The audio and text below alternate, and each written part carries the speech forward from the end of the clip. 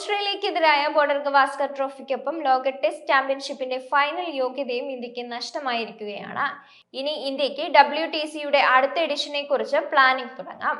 2027 നടക്കാനിരിക്കുന്ന അടുത്ത ഫൈനലിനായി യോഗ്യത നേടാനുള്ള തയ്യാറെടുപ്പാണ് ഇന്ത്യ നടത്തേണ്ടത്.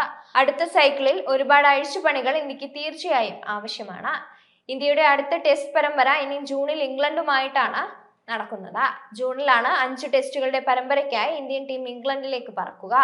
ഈ പരമ്പര ജയിച്ചുകൊണ്ട് തന്നെ അടുത്ത WTC സീസണിന് തുടക്കം കുറിക്കാനായിരിക്കും ഇന്ത്യയുടെ ശ്രമം. എന്തൊക്കെ മാറ്റങ്ങളാണ് അടുത്ത പരമ്പരയ്ക്ക് മുന്നോടിയായി ഇന്ത്യ വരുത്തേണ്ടതെന്ന് നമുക്ക് നോക്കാം.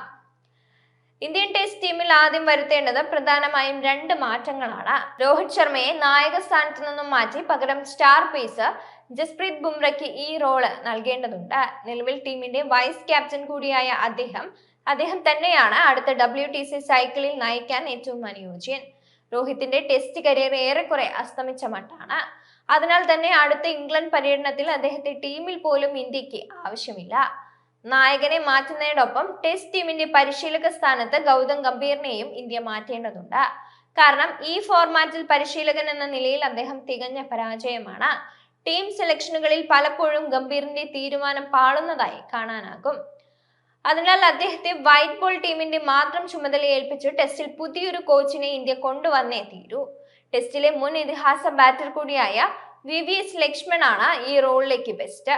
താരം എന്ന നിലയിലുള്ള ടെസ്റ്റിലെ അദ്ദേഹത്തിന്റെ അനുഭവ സമ്പത്ത് ഇന്ത്യക്ക് മുതൽക്കൂട്ടായി മാറും.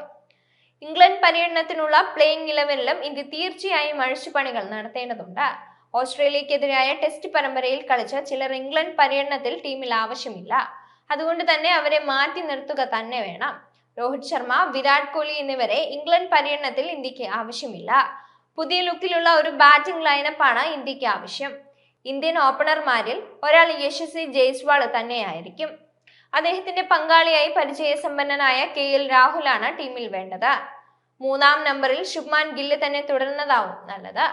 4ാം നമ്പറിൽ കോഹ്ലിക്ക് പകരക്കാരനായ ഒരാളെ വേണം. സ്റ്റാർ ബാറ്റർ ശ്രേയസ് അയ്യരെ റോളിലേക്ക് ഇന്ത്യക്ക് തിരികെ വിളിക്കാം. നിലവിൽ മികച്ച ഫോമിലാണ് താരം കളിച്ചുകൊണ്ടിരിക്കുന്നത്. 5ാമനായി വിക്കറ്റ് കീപ്പർ ഋഷഭ് പന്ത് തന്നെയായിരിക്കും കളിക്കുക.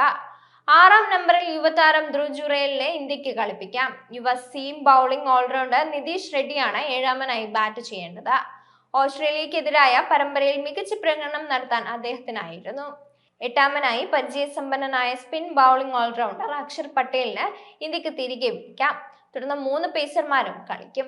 നായകൻ ബുംറയ്ക്കൊപ്പം പരിചയസമ്പന്നനായ മുഹമ്മദ് ഷമിയും മുഹമ്മദ് സിറാജുമായിരിക്കും മറ്റു 2 പേസർമാർ. KL രാഹുൽ, യശസ്വി ജയ്സ്വാൾ, ശുഭ്മാൻ ഗില്ല്, ശ്രേയസ് അയ്യർ, ഋഷഭ് പന്ത്, ധ്രുവ് ജുറേൽ, നിതീഷ് റെഡ്ഡി, അക്ഷർ പട്ടേൽ, ജസ്പ്രീത് ബുംറ, മുഹമ്മദ് ഷമി, മുഹമ്മദ് സിറാജ് എന്നിവരാണ് ഇംഗ്ലണ്ടിനെതിരെ ഇന്ത്യയുടെ ബെസ്റ്റ് 11.